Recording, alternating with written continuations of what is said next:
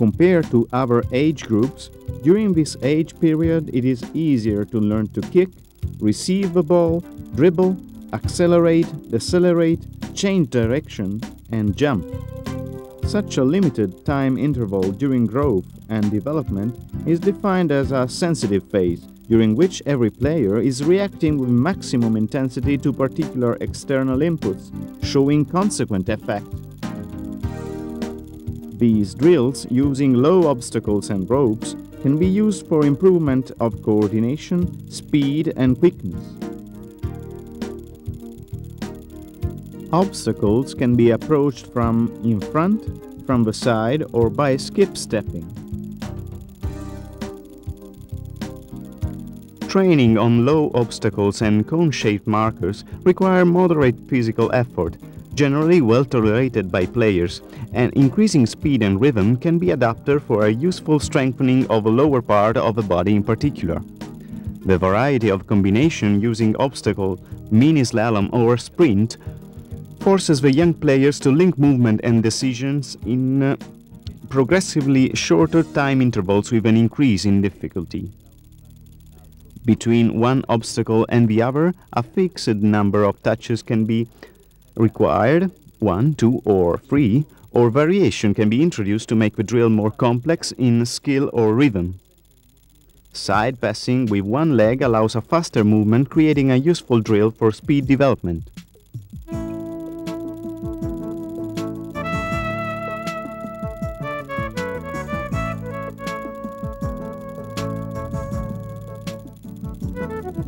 The multiple touch between obstacles requires higher coordination and balance. It is therefore advisable to introduce it only at the end of the program.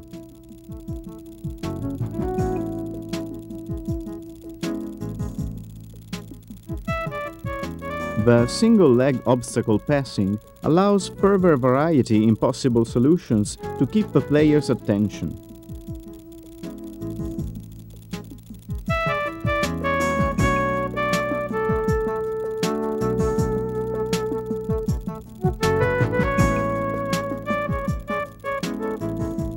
During breaks, stretching exercises help to induce recovery of muscle elasticity. Skipping between low obstacles improves quick strength, a critical feature for any player. This should be included in training from the age of 10 or 11 onwards, with drills of increasing complexity. We want to emphasize again the importance of such specific drills for coordination. This is not an inborn quality, and it is only through long training of such a link between the central nervous system and skeletal muscles to achieve a specific movement that variable and difficult situations in soccer can be managed.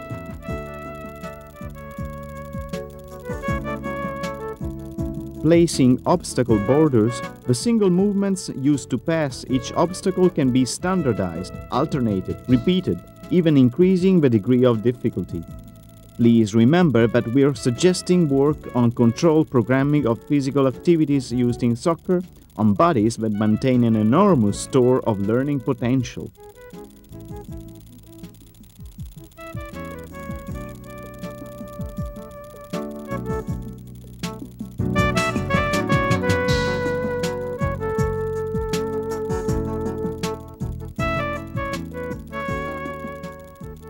Avoiding an obstacle forces players to shift sideways, which is common during a match.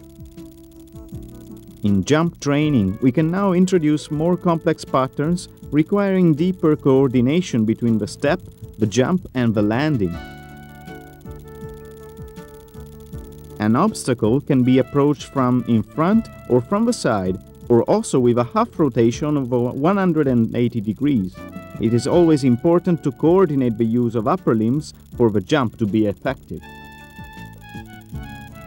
Skipping on one leg requires a high degree of strength and coordination, and can therefore only be done by physically mature players.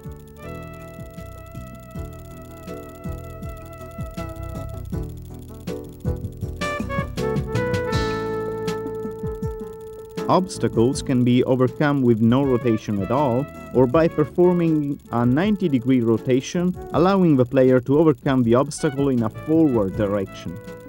Front and side jumps can be arranged in various combinations. Enjoyable relay competition can be organized using obstacles and poles, in which every participant can face constant commitment and express maximum speed.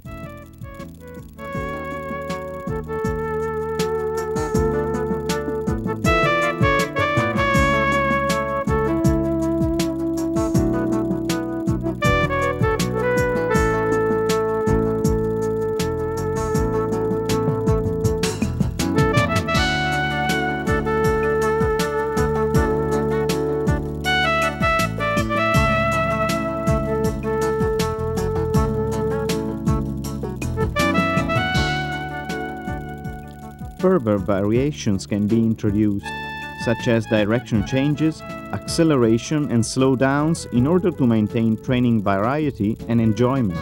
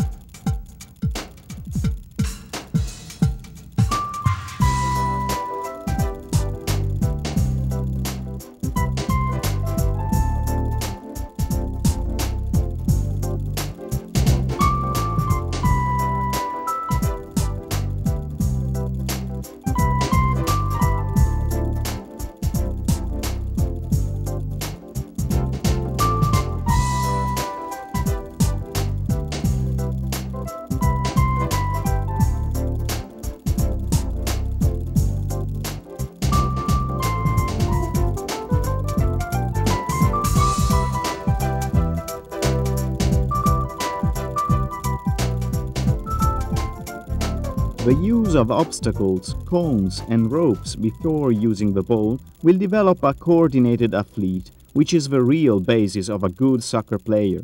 Such an approach can be paralleled by preliminary use of the ball limited to the hands, which will increase the sensitivity of a young player.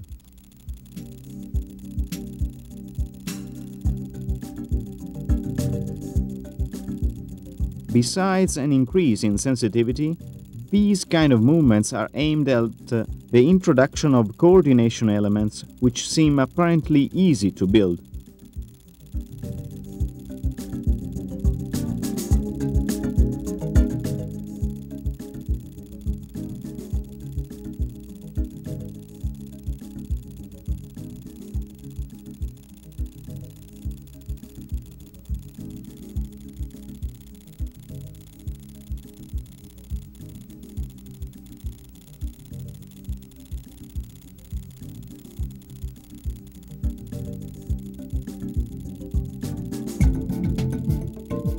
There is a wide variety of hand movements with the ball with these drills, and it could certainly be extended. From our experience, we have verified the effectiveness of this approach with the ball, resulting in higher sensitivity, development of coordination, vision and handling capabilities, and also an easier transition to handling with the feet.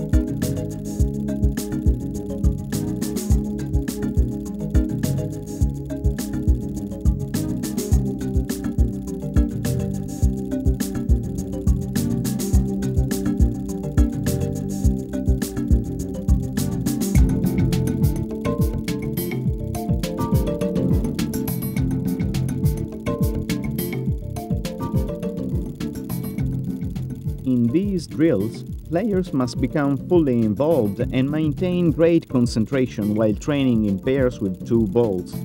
Any distraction could compromise the result of a drill.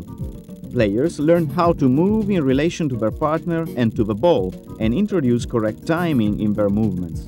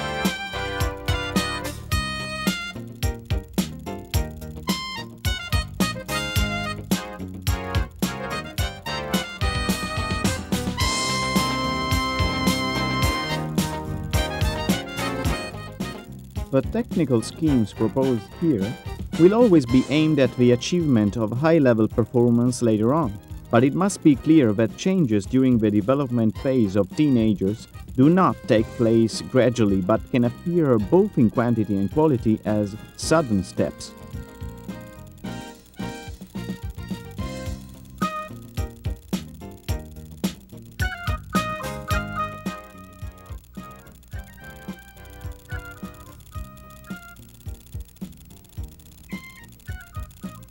After the first approach, using the hands, we proceed to foot touch development.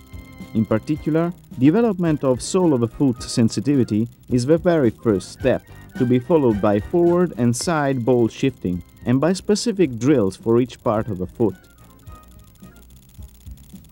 The combination of ball control movements with direction and element of feinting will further refine coordination capabilities.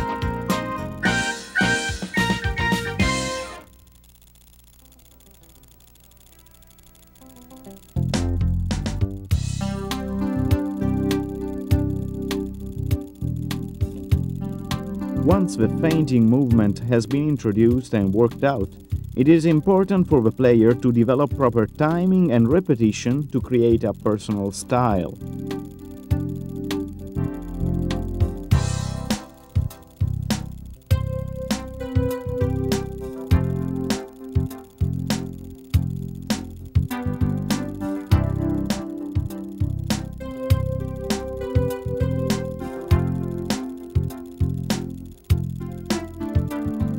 Bowling and shifting the ball using the sole of the foot is far less natural than using the inside, outside or instep of the foot, but is fundamental in the game. Poor ball control is not acceptable in a good soccer player.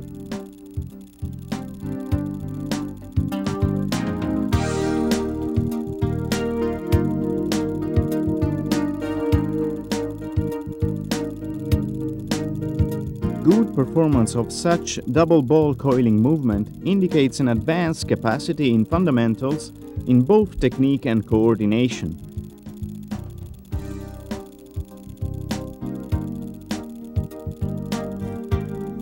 Here are training movements which are less spectacular but closer to common game situations, as are the fundamentals of ball protection and rescue from the opponent's action range, raised arm, ball driven to the covered area.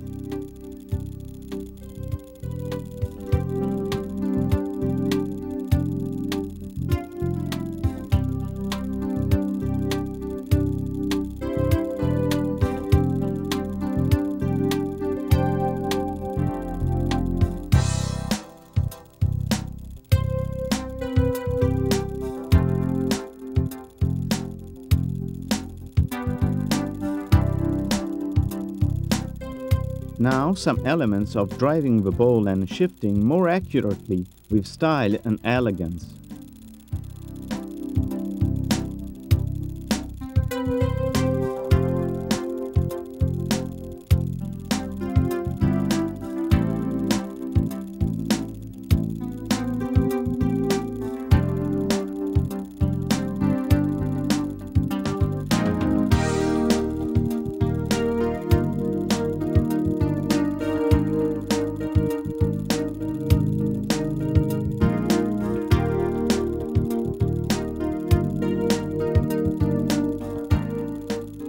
Progress in dribbling and driving are combined to improve sensitivity towards the ball itself. Performance is not easy under heavy pressure from the coach, but focusing on execution and a strong awareness can help strengthening of will, enabling the player to cope with hard challenges, also outside of the soccer field.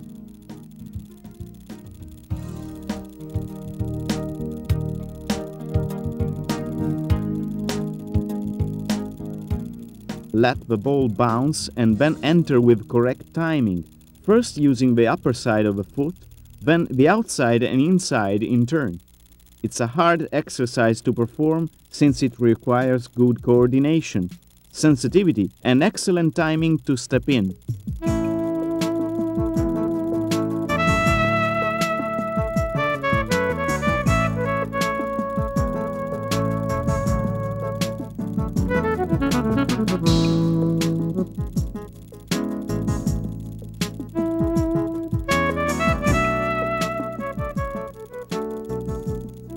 Execution of the variations without bounce will measure the value and level reached in relation to the technical goals set by the coach. We recommend practicing with both legs, while players tend to use only the dominant leg.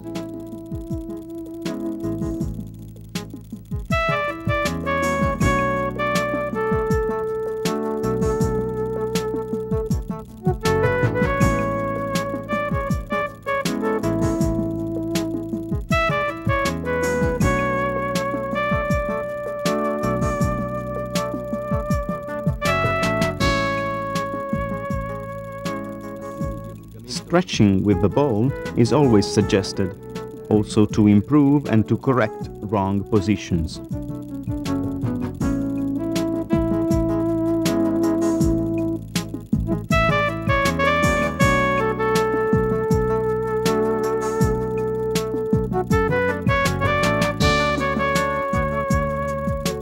Raising and passing the ball this way could look useless for the game, but we believe it is to be aimed at acquiring a complete ball control as a starting point for the development of an all-round soccer player.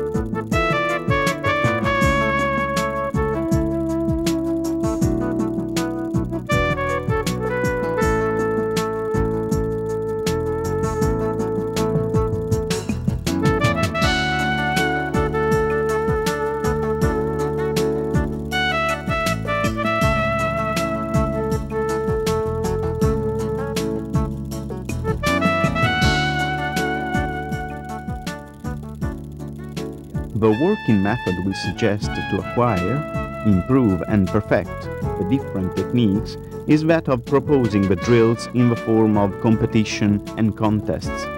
Success is guaranteed since participation is greatly enhanced, fostering regular improvement of the technique level.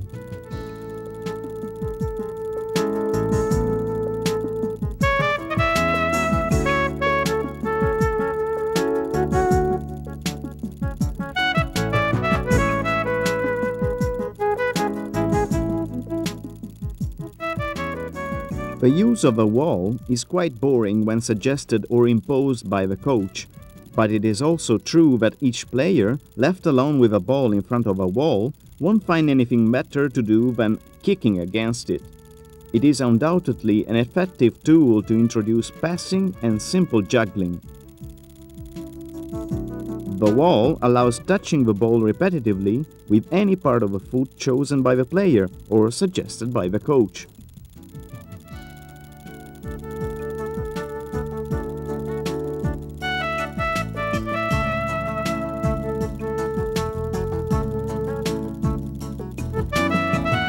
We recommend alternating the use of the dominant leg with the other. We have experienced outstanding improvement following a homogeneous use of both legs at an early age compared to later training.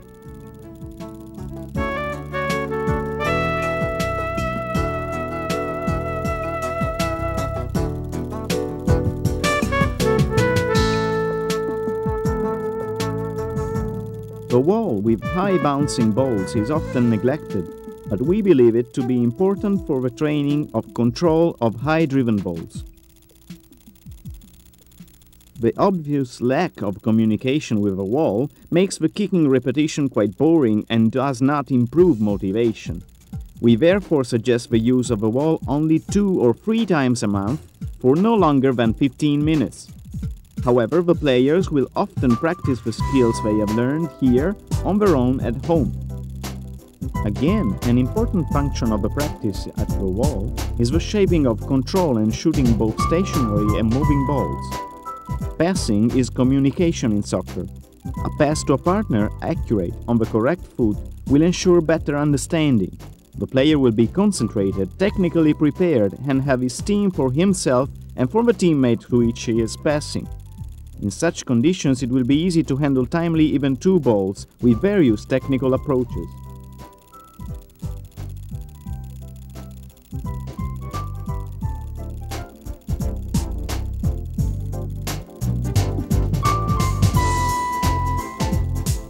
This kind of training is intended to introduce an element of technical difficulty combined with the fundamentals of passing with a partner. We are approaching the match aiming at connecting each individual to his teammates.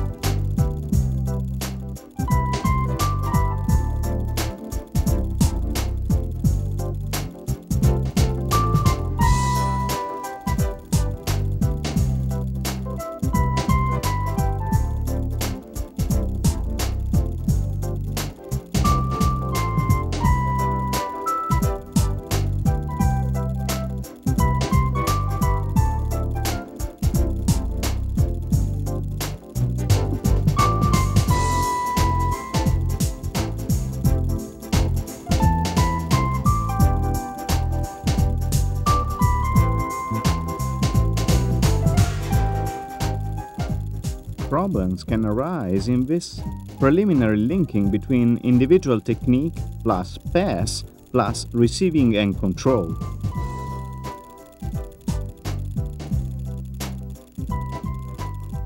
It is important too for the coach to remark on improvement. Teenagers are able to self-evaluate, and so it is advisable not to linger on errors, but to put emphasis on a few good points to maintain their will to improve.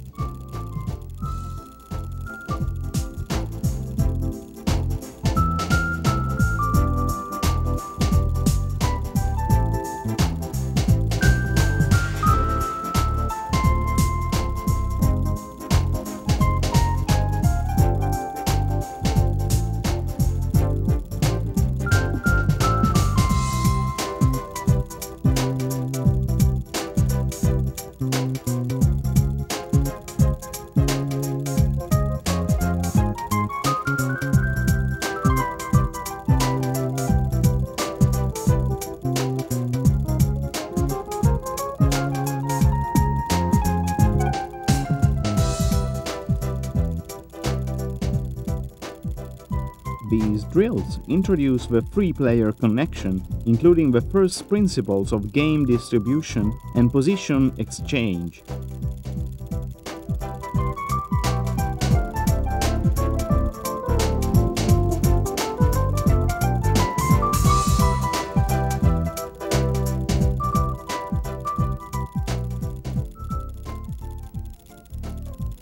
A short pass or a long one with interchange of positions are fundamental technical elements applied to tactics. The ball is being passed on the ground first, Then we have the inside foot cross, control and position changing, and then introduced as movement training.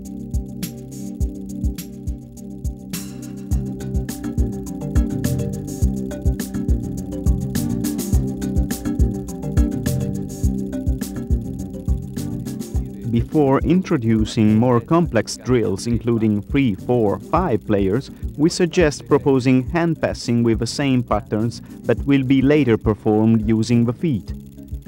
This approach allows memorization of patterns with less emphasis on control and greater emphasis on space and movement.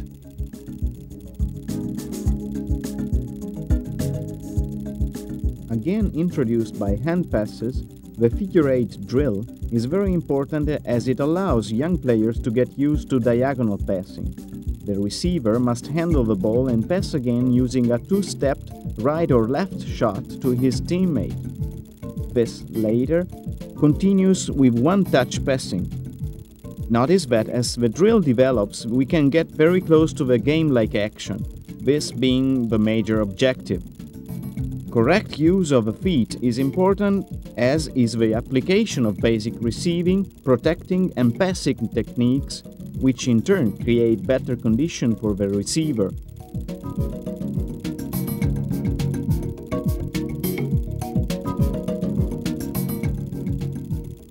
Usual introduction with hand passing of the diamond drill. 5 players are interpassing the ball and changing places with correct order and timing. We recommend maximum attention and application of the techniques learned in the former lessons.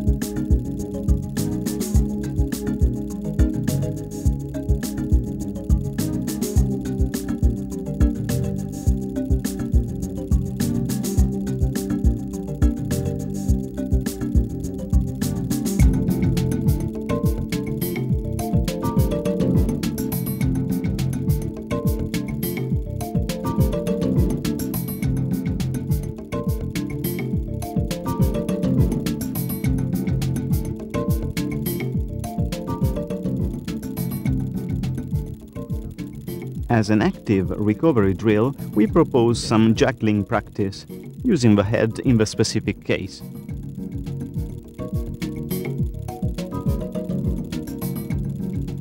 We are now introducing a series of vertical passes, followed by the elementary passing to develop complex combinations with 8 players.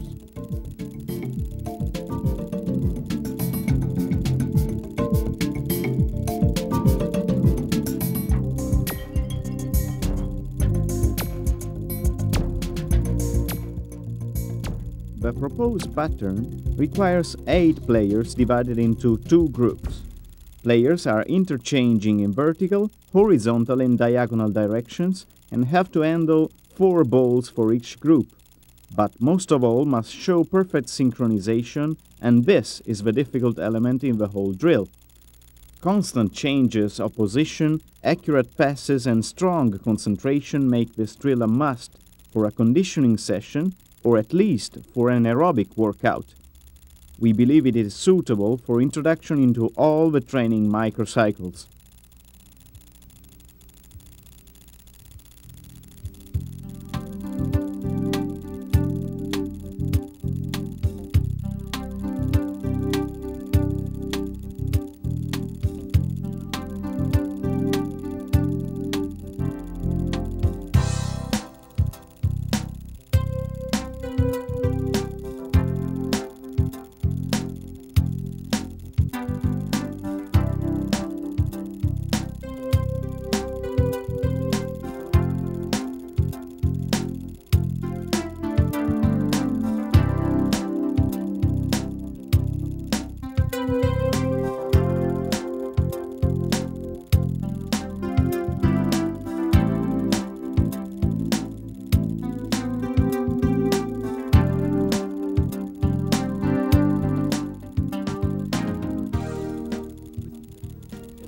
These technical paths are aimed at joining technical, athletic and concentration prerequisites in order to face basic obstacles in goal shooting that will be met more realistically during the match.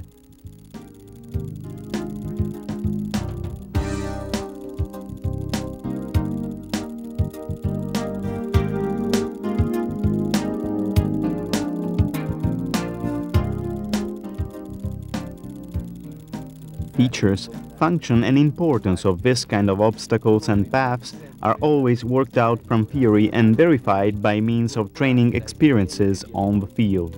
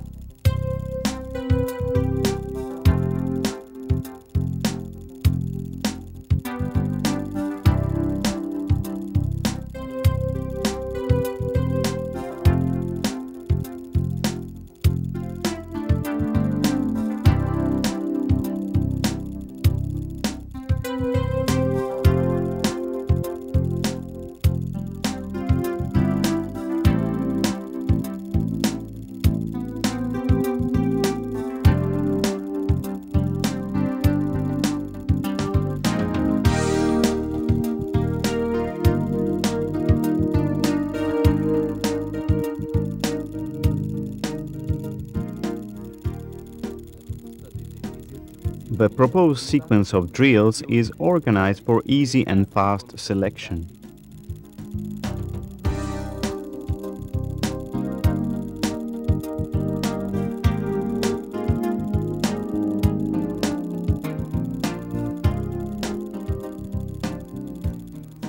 The exercises shown have been recorded in a casual way so that everyday errors are evident.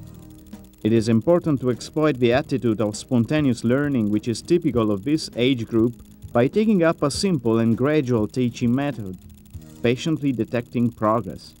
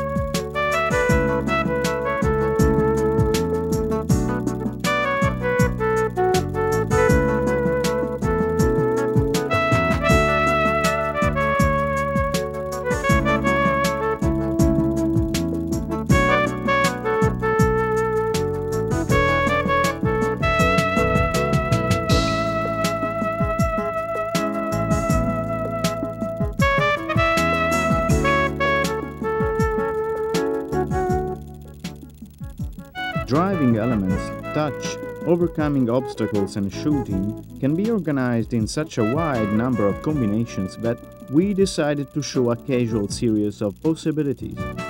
At the beginning of training programs, we believe it is important for the coach to offer clear and specific suggestions for each drill.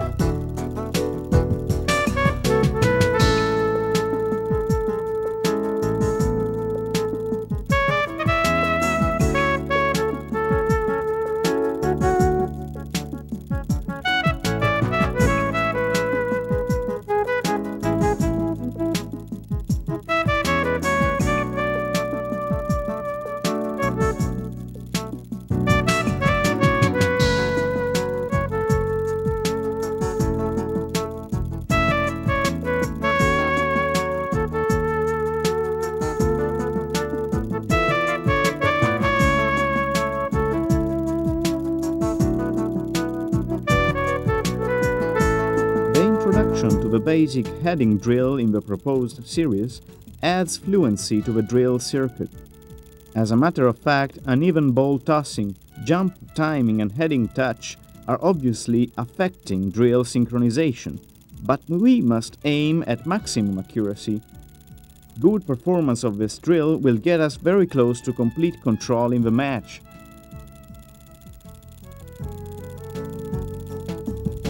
Correct use of the arms to protect, support or start the movement of kicking the ball is important for anticipation, balance and stability of the player. In turn, the relaxed arm works as a lead for the escape. These minor and apparently irrelevant details make the difference between a good and a mediocre player. It is fundamental to take good care of these postures and let your young players acquire them.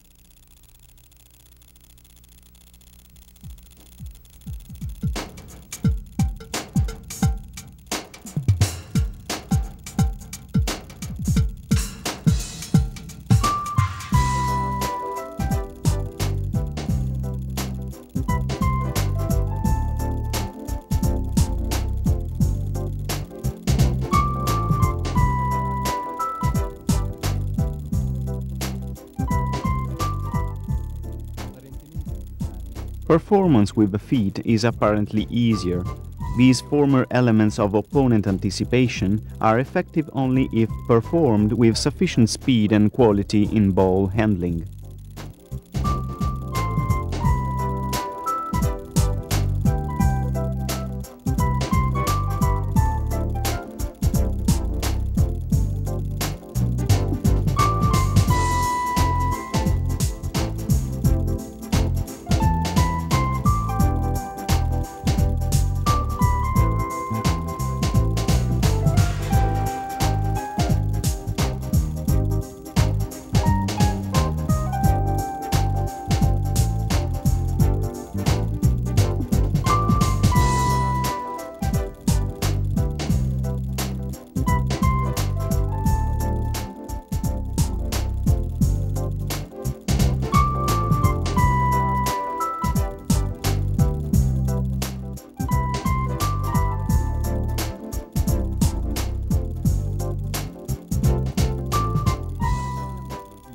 As essential condition for improvement of speed and movement execution, we recommend always demanding maximum concentration.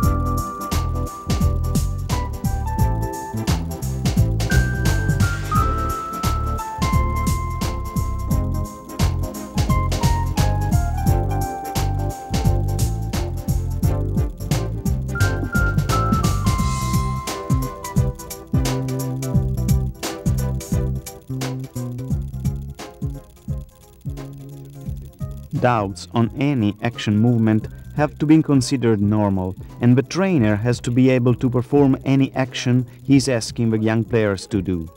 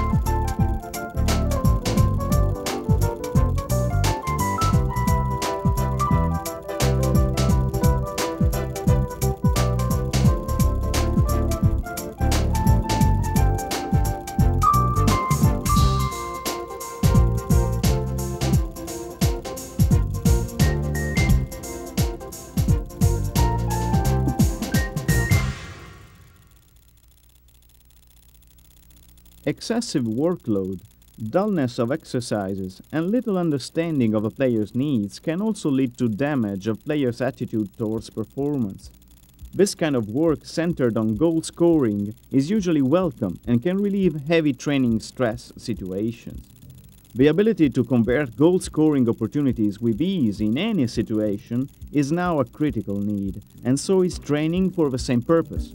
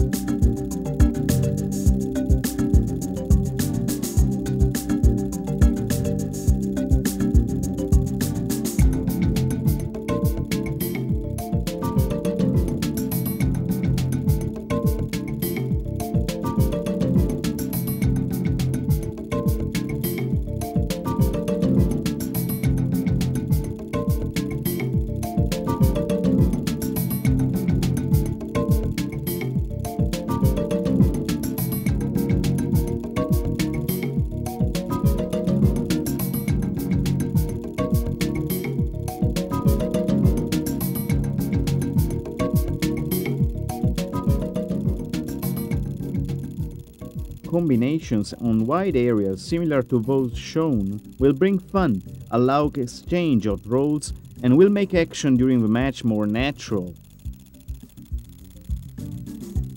This kind of passes force players to cooperate, requiring them to respect moving patterns of teammates and to constantly maintain concentration for correct assessment of ball flight, speed, and position.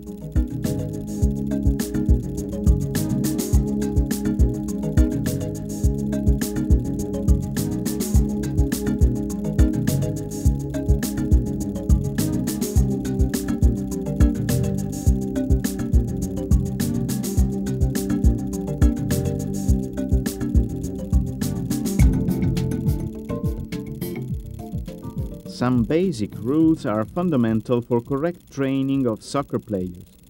Participants must enjoy themselves during training sessions. Specific roles on the field should be as limited as possible. Players must take care of accuracy of movement to acquire fluent execution, but will allow results with less effort. Basic conditioning has to be maintained all the time.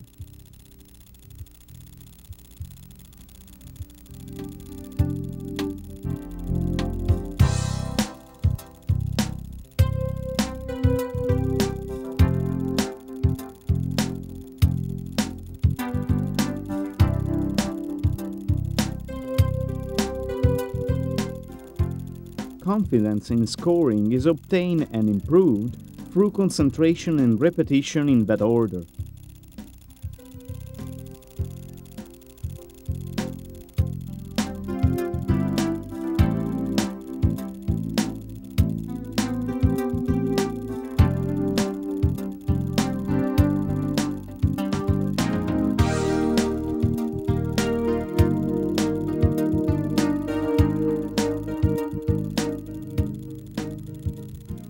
Also, the ability to score with the help of a feinting by one of the teammates is enhanced through constant practice of spontaneous reactions.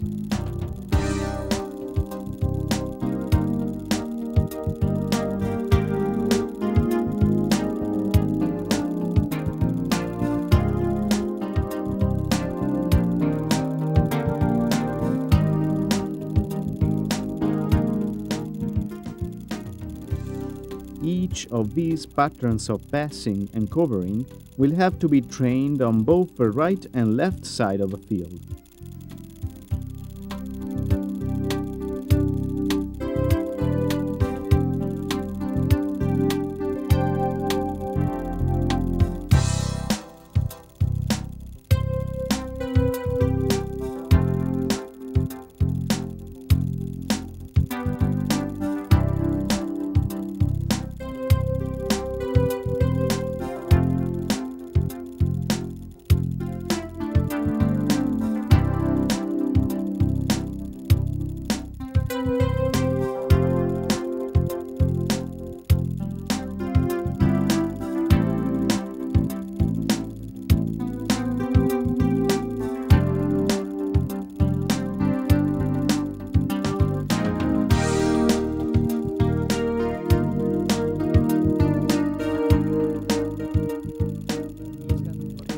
The braid-shaped passing allows joint organization of small groups with easy shifting and exchange, still leaving space to the initiative of each player in goal shooting and scoring.